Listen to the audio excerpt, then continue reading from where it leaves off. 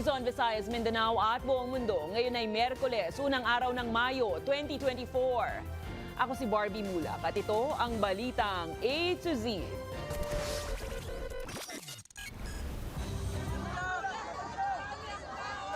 Kilos protesta sa Maynila.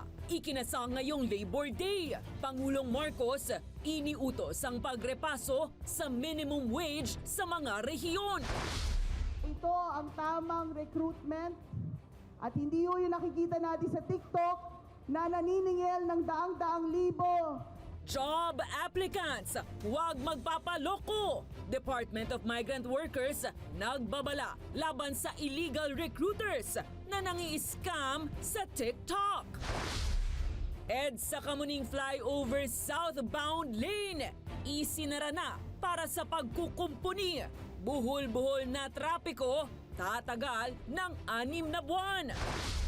Bahagi ng Chocolate Hills nagliyab dahil sa matinding init. At ang diskarteng Pinoy ng may-ari ng Joshua Smith Products naging multimilyonaryo mula sa pagtitinda ng longganisa.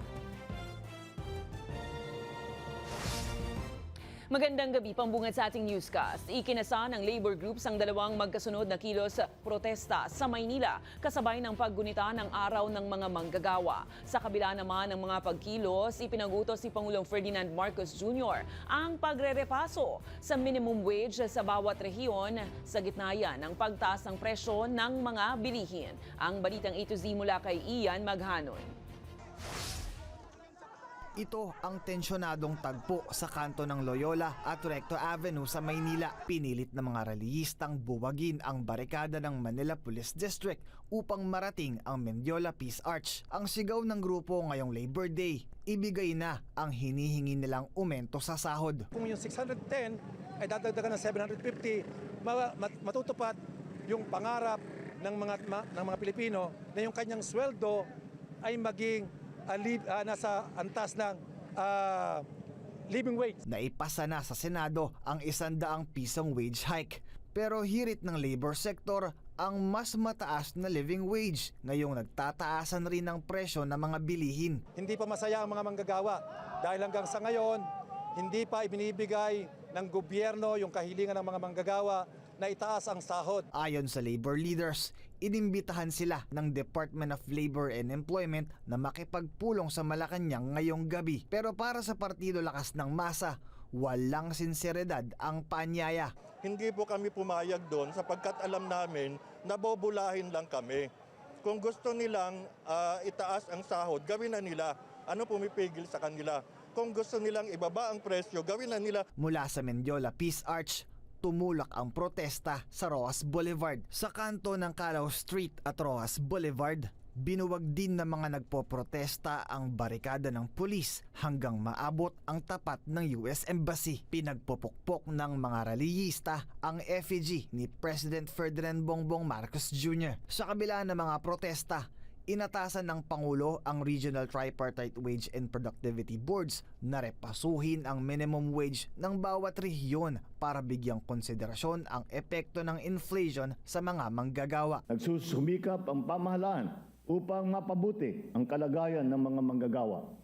Mapatatag ang ekonomiya, lumikha ang mga karagdagang trabaho at masugpo ang kahirapan sa bansa. Dagdag pa ng Pangulo, patuloy na namumuhunan ng gobyerno para sa upskilling ng mga manggagawa, katuwang ang pribadong sektor. I have directed DOLE to prioritize addressing underemployment by promoting training in skills that the local and international labor markets need and ensure that there is placement for those who are going to be trained. Ngayong ipinagdiriwang ang International Labor Day, ang protestang ito ay ang nagsisilbing patunay na buhay pa rin ang diwa nating mga Pilipino para ipaglaban ang mga karapatan ng bawat uring manggagawa. Para sa balitang A to Z, Ian Maghanoy.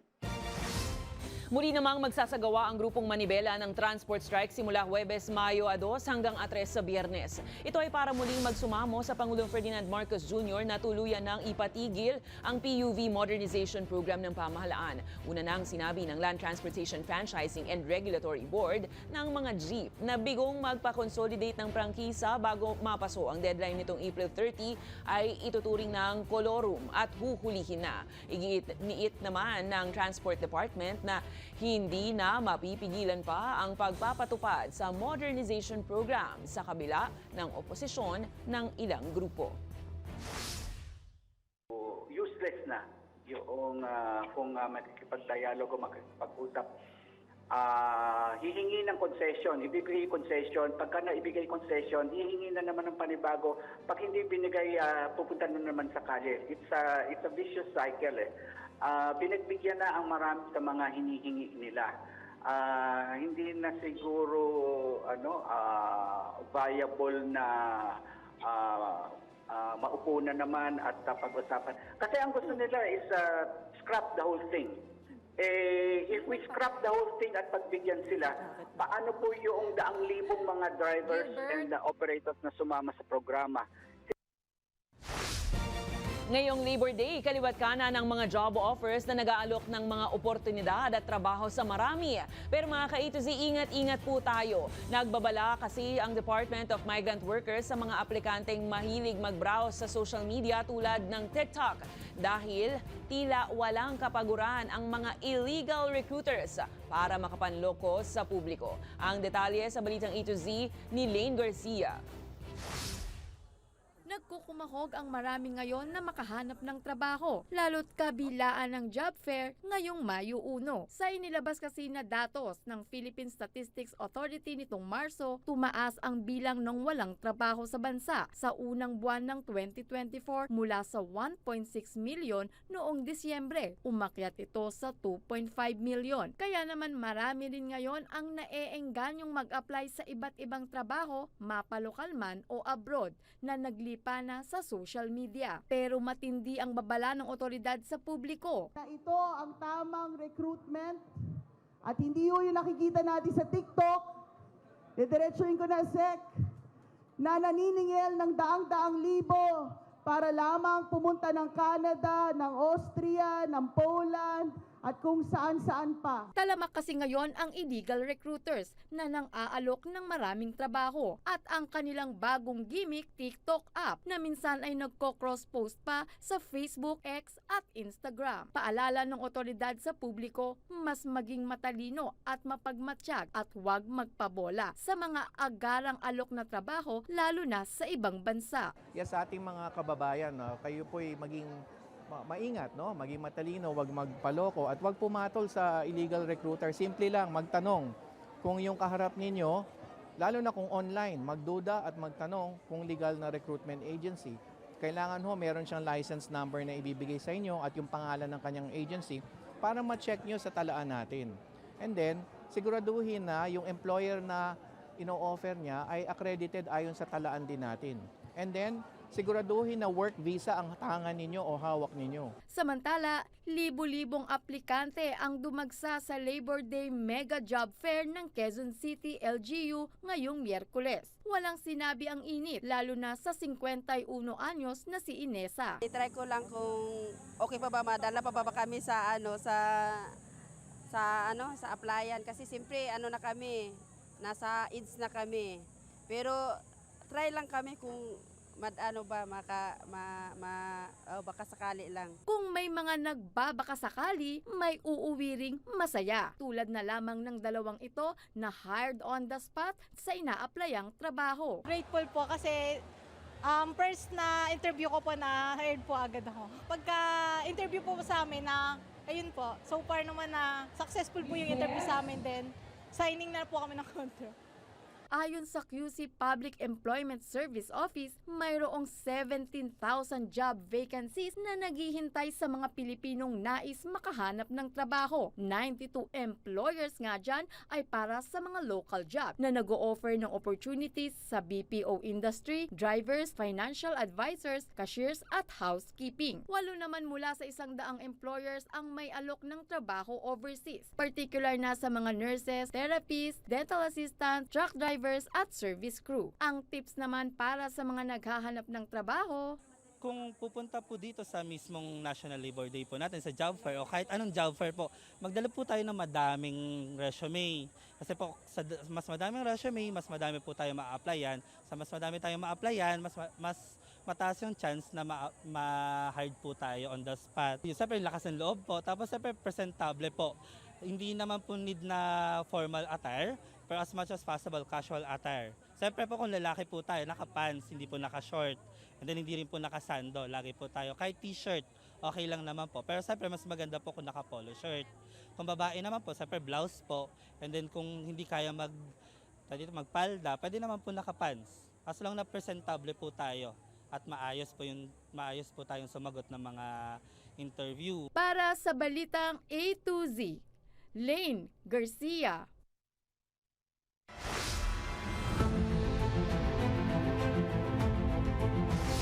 Sa panibagong agresyon na sinapit ng mga barko ng Pilipinas sa Chinese Coast Guard, tila ang Pilipinas pa ang naparatangan na nanghihimasok umano sa loob mismo ng ating exclusive economic zone. Narito ang ating Balitang A to Z.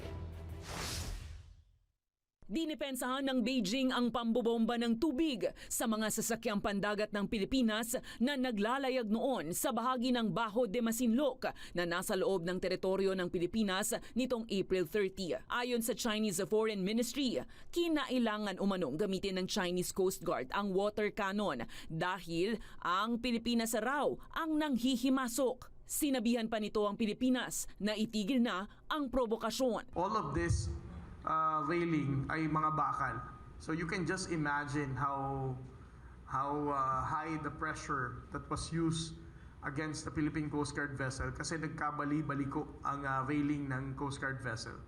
And then on the part of the BFAR vessel, nasira nila yung communication antenna nila. Ang National Task Force for the West Philippine Sea naman, mariing kinokondena ang water cannon attack na nakapinsala sa 2 sasakyang pandagat ng Pilipinas. Comparing the size of the China Coast Guard vessels and the Philippine Coast Guard vessel, wherein it's only a 44-meter vessel, and this is what they're doing, it just completely shows how China Coast Guard uses brute force to bully their way around to justify their illegal claim in Bajo de Masinloc.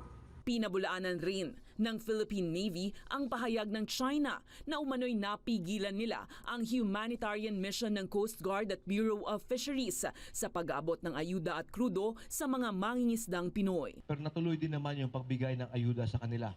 Water, fuel, food supplies. Nagawa ito sa gabi, umatras lamang yung mga barko natin at nakapunta naman sa kanila yung mga fisher folks natin. So they were given the appropriate supplies na binibigay naman natin sa kanila. Sa harap ng issue, kinondena ng ilang bansa tulad ng Amerika, France at ang EU countries ang Beijing dahil sa panibago nitong agresyon. Sa huli, tiniyak ng hukbong dagat at ng tanod baybayin ng Pilipinas na magpapatuloy ang kanilang pagpapatrolya at pagbabantay sa teritoryo ng bansa. Sa iba pang balita, tumaas ang bilang ng mga pamilyang Pilipino na nakararanas ng gutom sa nakalipas na 3 buwan. Sa survey na isinagawa ng Social Weather Station o SWS noong March 21 to 25 sa 1,500 respondents, lumalabas na umakyat sa 14.2%. Ang antas ng pamilyang Pilipinong gutom sa Pilipinas. Higit na mas mataas ito kumpara sa 12.6% na naitala noong Disyembre 2023. Pinakamataas ang naitala dito sa Metro Manila na may 19%. Sinundan ng ilang pang probinsya sa labas ng Kamaynilaan na may 15.3%. 15% naman sa Visayas at nasa 8.7% sa Mindanao. Gayunpaman, mas mababa naman ito kumpara sa naitalang annual hunger rate noong 2021 na sumampa sa 16.8%. Naghahanda na ang partido ng Pangulong Ferdinand Marcos Jr. para sa susunod na halalan, isang taon bago ang midterm poll sa Mayo 2025. Sa oath-taking ng mga bagong miyembro ng Partido Federal ng Pilipinas, inamin ng Pangulong Marcos na bagamat ang PFP ang partido ng administrasyon, hindi pa rin magiging madali ang susunod na eleksyon. Kaya naman, ngayon pa lang, ipinag-utos na ng Pangulo ang pagsasaayos ng isang komite na mangunguna sa pakikipag-ugnayan sa iba pang political groups upang umanib sa kanilang advokasya. Kumpiyansa rin si Marcos na uhaw pa rin umano ang mga Pilipino para sa pagkakaisa o unity na siyang naging political slogan nito sa kanyang presidential campaign. Alam nyo, hindi naman tayo lang ang tatakbo. That is why we will begin to organize now ano man tawag natin dyan, Gobjun? Steering committee or we will organize a steering committee para makipag-ugnay sa iba't ibang partido na nasasama tayo, na makikipag-partnership tayo.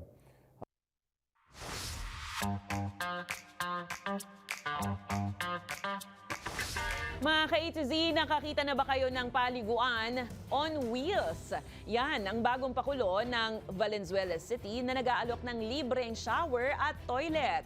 Dalawang bagong mobile shower at toilet truck ang nag-iikot na ngayon sa Valenzuela. Tampok dito ang tig-8 shower cubicle, tig-8 kubeta at tig-6 na lababo. Ayon sa Valenzuela City Government, malaking tulong ito hindi lang ngayong matindi ang init, kundi maging sa mga panahon ng bagyo at sakuna kung saan o kung kailan madalas may problema ang supply ng tubig. Sa ngayon, nakaestasyon muna ang mga kakaibang shower truck sa Barangay Canumay West at Barangay Marulas sa Valenzuela.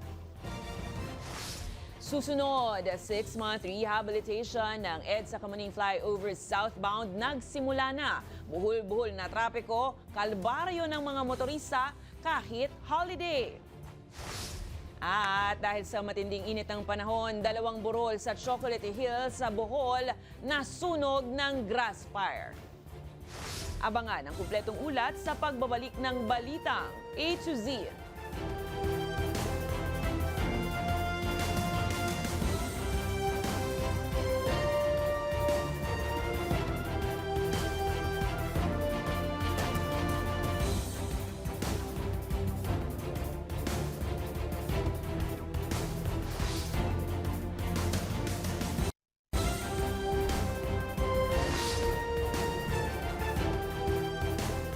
Sinimulan na ngayong araw, Mayo 1, ang 6-month rehabilitation project ng southbound lane ng EDSA Kamuning Flyover.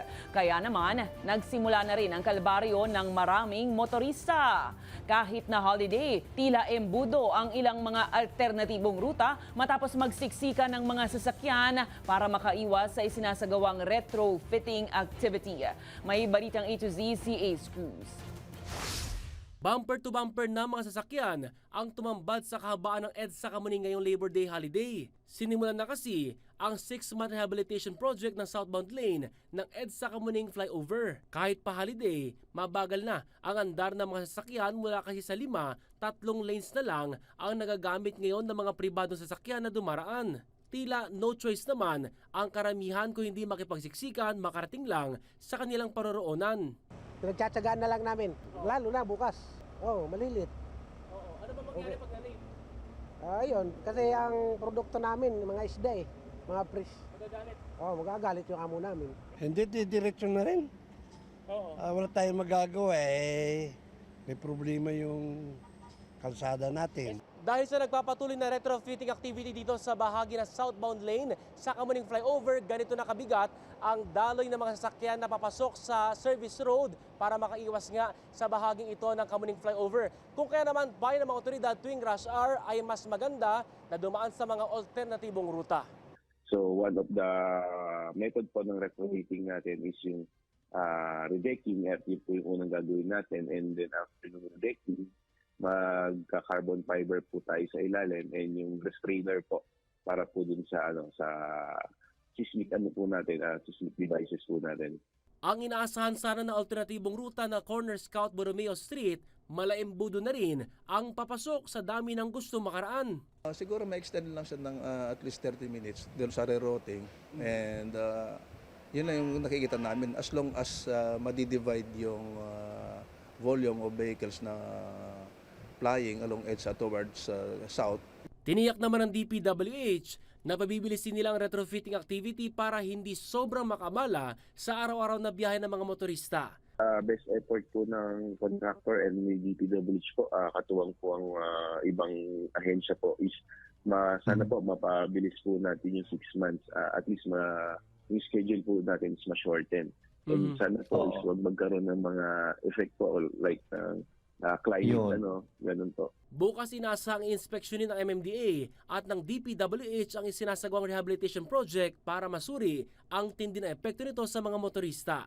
Inaasahan naman na mas lalala pa ang sitwasyon sa EDSA Kamuning Flyover lalo't may pasok ng karamihan matapos ang holiday ngayong Miyerkules. Para sa Balitang A to Z, Ace Cruz. Nasunog ang 2 burol sa Chocolate Hills sa Carmen, Bohol, bunsod ng grass fire na sumiklab gabi ng Martes. Ayon sa Bureau of Fire Protection, bandang 7:00 ng gabi nang mag-umpisa ang sunog na mabilis na kumalat dahil sa mga tuyong damo. Nahirapang makapasok agad ang mga bumbero dahil madilim at masukal ang ilang bahagi ng lugar. Umabot naman ng 3 oras bago naapula ang apoy. Patuloy pa rin ang mainit na panahon na nararanasan sa bansa na isa sa tinitingnan dahilan ng mga otoridad kaya nasunog ang ilang bahagi ng Chocolate Hills.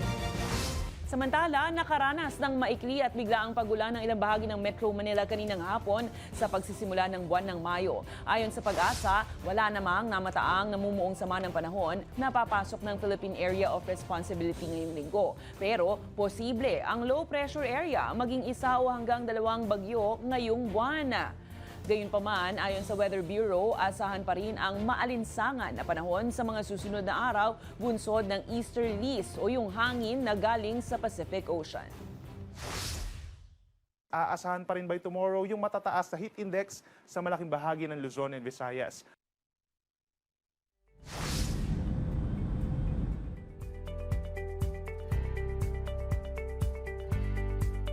Balita sa labas ng bansa, daan-daang libong mga patay na isda ang nagsilutangan sa isang reservoir sa Dong Nai Province sa southern Vietnam. Ayon sa otoridad, posibleng dulot ito ng nagpapatuloy na heat wave. Ilang linggo na rin daw kasi na walang ulan at mas mababa na ang level ng tubig sa reservoir na hindi angkop para mabuhay ang maraming isda. Apektado naman ang maraming residenteng malapit sa lugar dahil sa masangsang na amoy na dulot nito. Kasalukuyan namang nagsasagawa pa ng investigasyon ng otoridad patungkol rito habang tinatanggal na ang mga patay na isda.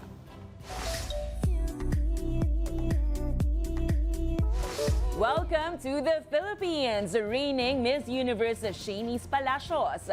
Dumating na nga sa Pilipinas ang Nicaraguan beauty queen sakayang Philippine Airlines PR731 na lumapag sa NAIA Terminal 1 ngayong araw. Nakatakdang mag-ikot sa Pilipinas ang 2023 Miss U title holder bilang bahagi ng kanyang Asian tour. Magtatagal si Shanice sa bansa hanggang May 6 at inaasahang dadalo sa iba't ibang aktibidad ng nagpapatuloy na Miss Universe Philippines 2024. Sa aming pagbabalik, A to Z nakisaya sa makulay na bangus festival sa Dagupan City. Libo-libong nakakatakam na bangus, sabay-sabay inihaw. At kilalanin at maantig sa istorya ng tagumpay ng may-ari ng sikat na Joshua's Meat Products sa Nagcarlan, Laguna. Manatiling nakatuto, kayo ay nanonood ng Balitang A to Z.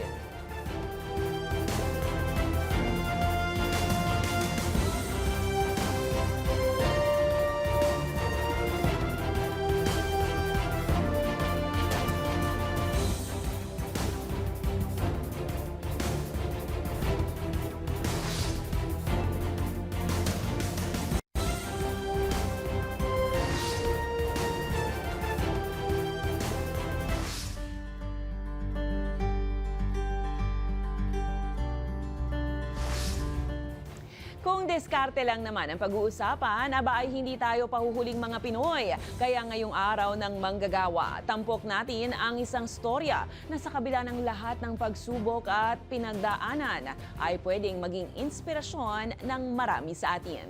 Kilalanin ang nasa likod ng matagumpay na negosyong Joshua's Meat Products mula sa Nagcarlan, Laguna. Ang diskarteng Pinoy sa Balitang A to Z ni Lane Garcia. Sinong mag-aakala na ang dating nangangarap lang sana na magkaroon ng magandang buhay, ngayon milyonaryo na? Meet Manny Valencia, ang tao sa likod ng successful Joshua's Meat Products. May-ari lang naman siya ng 3,500 square meters na planta ng meat product sa Nagcarlan, Laguna. Nagsimula kami noong 1993 kung saan ay yun yung naging family business talaga namin. Nang mag-asawa ako, kay Virginia Valencia, yun ang sinimula namin business. Noon ay isa lang pa ang aming empleyado, isa pa lang.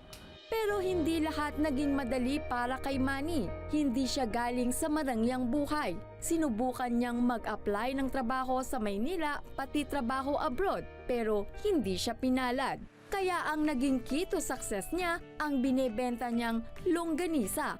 Isa lamang ang skinless longganisa na ito sa mga produktong ipinagmamalaki ni Manny na ayon sa kanya, dito siya nagsimula. Halika, tikman natin.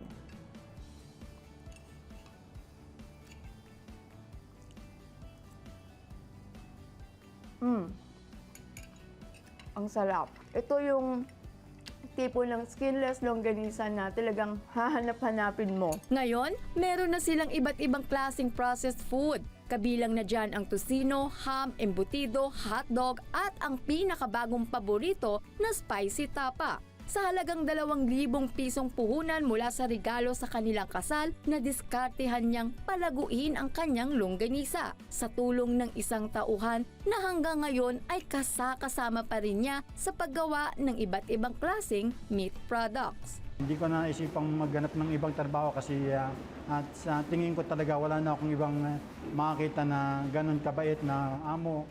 Ganyan kahusay yung kanyang pagtulong sa kapwa. Simula po nung una, kahit maliit pa lang itong pagawaan, ganun na talaga ang ugali ni boss. Mula sa isa, ngayon, mahigit 300 na ang empleyado ng Joshua's Meat Products. Ngayon, dumating kami sa ganito, ano ang tumatakbo na sa isipan ko? Yun nga, masigurado namin na yung mga tao namin nasa maayos din na kondisyon na pamumuhay. Sa sobrang patok, nakakagawa sila ng mahigit 3,000 packs ng iba't ibang meat products sa isang araw. Samantala, nakapagpatayo na rin si Manny ng isang villa dito sa Nagcarlan na naabutan pa naming may paliga para sa kanilang mga empleyado. Ito ay para yung awareness ba sa ating kalusugan na pangalagaan natin. At the same time ay nagkakaroon kami sa program na yan na pag-share ng gospel. Special guest pa nga ang ilang kilalang basketballista ng PBA at Gilas Pilipinas na sina Junmar Fajardo, Rodney Brondial at Jericho Cruz at ilang volleyball player rin na nakisaya sa dinaluhang Sports Fest. Sabi nga, seek ye first the kingdom of God and His righteousness, and all these things shall be added unto you. Para sa Balitang A to Z, Lane Garcia.